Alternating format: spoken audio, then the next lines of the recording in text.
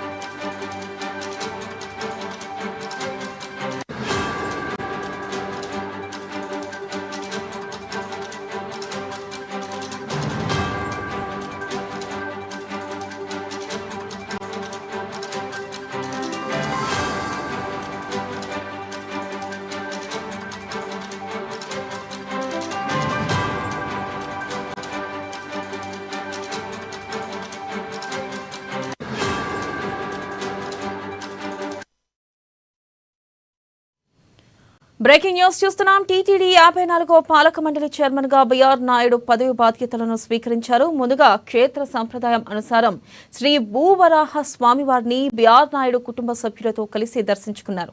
ఇక దీనిపై మరింత సమాచారాన్ని మా ఇన్పుట్ ఎడిటర్ సంజయ్ అందిస్తారు. సంజయ్, చెప్పండి. ప్రధానంగా చూసుకున్నట్టయితే ఏదైతే గతంలో నెలకొందో లడ్డు వివాదమే గానీ ఇతరితర కారణాల వల్లే గానీ టీటీడీని పూర్తిగా ప్రక్షాళన చేసే దిశగా బిఆర్ నాయుడిని నియమించింది అనుకోవచ్చా?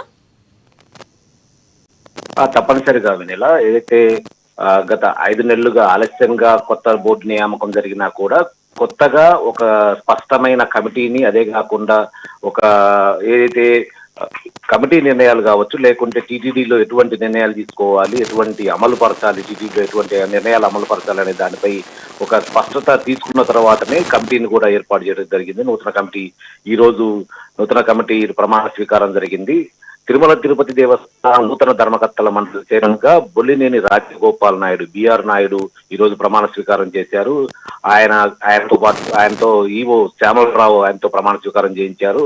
ఆలయ సాంప్రదాయాల ప్రకారం ముందుగా టీటీడీ చైర్మన్ బిఆర్ నాయుడు వరాహస్వామిని దర్శించుకొని అక్కడ నుండి నేరుగా శ్రీవారిని దర్శించుకోవడం జరిగింది. అనంతరం అక్కడ ఏర్పాటు చేసిన సమావేశంలో అక్కడ ప్రమాణ స్వీకారం చేయడం జరిగింది. స్వామివారి ముందు ఆయన టీటీడీ చైర్మన్ గా ప్రమాణ స్వీకారం చేయడం జరిగింది. ఆయనతో పాటు బోర్డు సభ్యులుగా కూడా అందరు బోర్డు సభ్యులుగా కూడా ఇదే రోజు ఒకే రోజు అందరు బోర్డు సభ్యులు కూడా టోటల్ కమిటీ మొత్తం కూడా ఈ రోజు ప్రమాణ స్వీకారం చేయడం జరిగింది. ఆయనతో పాటు ప్రమాణ స్వీకారం చేసిన వారిలో Jyothula Nehru, Vemireddy Prashant Reddy, Koteswararao, Mallela Rajasekhar Goud, Krishnamurthy, MS Raju, Panabaka Lakshmi, Narsireddy, Sambasivarao, Nannapaneni Sadasivarao, Janga Krishnamurthy, RN Darshan, justice HL Dutt, Shantaram, Rammurthy, Tammisetti Janakidevi, B Mahender Reddy, Anugolu Rangasri, Suchitra Ella, Buragapu Anandasai, Naresh Kumar, doctor Aadith Desai, Saurabh H Bora, Bhanuprakash రెడ్డిలతో పాటు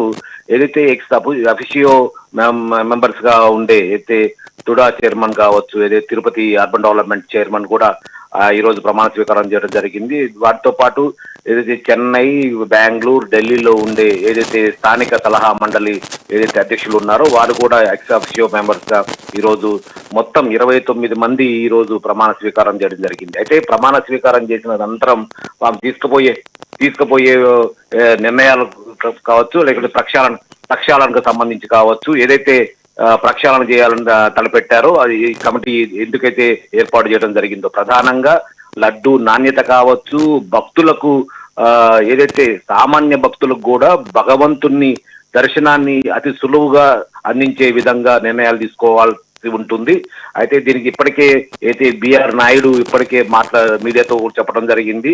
తాను భక్తులకు సౌకర్యాలకు మెరుగుపరచడానికి తాను శాయశక్తిలా ప్రయత్నిస్తానని చెప్పారు. అంతేకాకుండా అన్య మతస్థులను ఎవరిని కూడా ఇక తిరుమలలో ఉండటానికి వీలు లేదు, వారందరినీ కూడా బయటికి పంపటం జరుగుతుంది. అంతేకాకుండా స్వామివారికి ఏదైతే ధర్మశాస్త్రం ప్రకారం ఏదైతే పూజలు కైంకర్యాలు జరుగుతాయో అవన్నీ కూడా తప్పనిసరిగా కొనసాగుతుంది. అంతేకాకుండా అన్నప్రసాదం నాణ్యత కావచ్చు, లడ్డూ నాణ్యత కావచ్చు, అదేవిధంగా స్వామివారి ఏదైతే పూజలు ఉన్నాయో వాటన్నిటిని కూడా క్రమబద్ధీకరిస్తాము, ఎటువంటి లోటుపాట్లు లేకుండా సామాన్యుడిని దేవుని చెంతకు చేరుస్తామని అంటూ కూడా బిఆర్ నాయుడు ఇప్పటికే చైర్మన్ గా ప్రమాణ స్వీకారం చేసిన చైర్మన్ బిఆర్ నాయుడు చెప్పడం జరిగింది. మొత్తానికి కొంత ఆలస్యంగా జరిగినా కూడా కమిటీ ఏర్పాటు చేయడం జరిగింది. ప్రమాణ స్వీకారం కూడా జరగడం వల్ల ఇక కొత్త కమిటీ నిర్ణయాలు ఏ మేరకు అమల్లోకి వస్తాయనేది మాత్రం వేచి చూడాల్సి ఉంటుంది.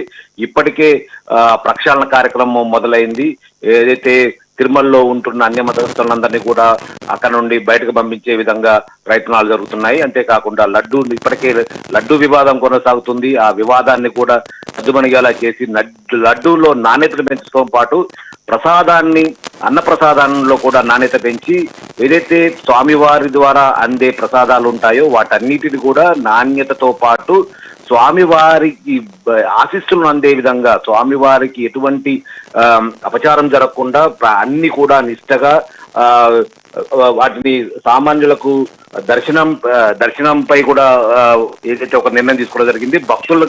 సామాన్య భక్తులకు అధిక ప్రయారిటీ ఇవ్వడంతో పాటు ఏదైతే విఐపి ఏదైతే ఉన్నదో వాటన్నిటిని కూడా విధానాన్ని కూడా కొంచెం రద్దు చేసి సామాన్యుడిని మాత్రం దేవుడికి ఎంత చేర్చాలనే ఆలోచనలో కొత్త కమిటీ ఉన్నట్టు తెలుస్తుంది. అయితే ఈ రోజు ప్రమాణ స్వీకారం చేయడం ద్వారా ఎటువంటి నిర్ణయాలు తీసుకుంటుంది కొత్త కమిటీ, తద్వారా ఎలా ముందుకు సాగుతుందనే దానిపై శ్రీవాణి పథకాన్ని కూడా రద్దు చేయడంపై కూడా ఒక నిర్ణయం తీసుకోవాల్సి ఉంటుంది. మొత్తాన్ని కూడా దీనిపై ఏదైతే కొత్తగా కమిటీ ఏర్పడిందో ఆ కమిటీ నిర్ణయాలు తీసుకోవాల్సి ఉంటుంది. నిర్ణయాలకు అనుగుణంగానే ఏదైతే ప్రక్షాళన చేయాలనుకుంటున్నారో ఆ ప్రక్షాళనాన్ని కూడా చేయాల్సి ఉంటుంది. మొత్తానికి 5 నెలల తర్వాతకి కొత్త కమిటీ ప్రమాణ స్వీకారం చేయడం జరిగింది. తదనంతరం ఇప్పుడు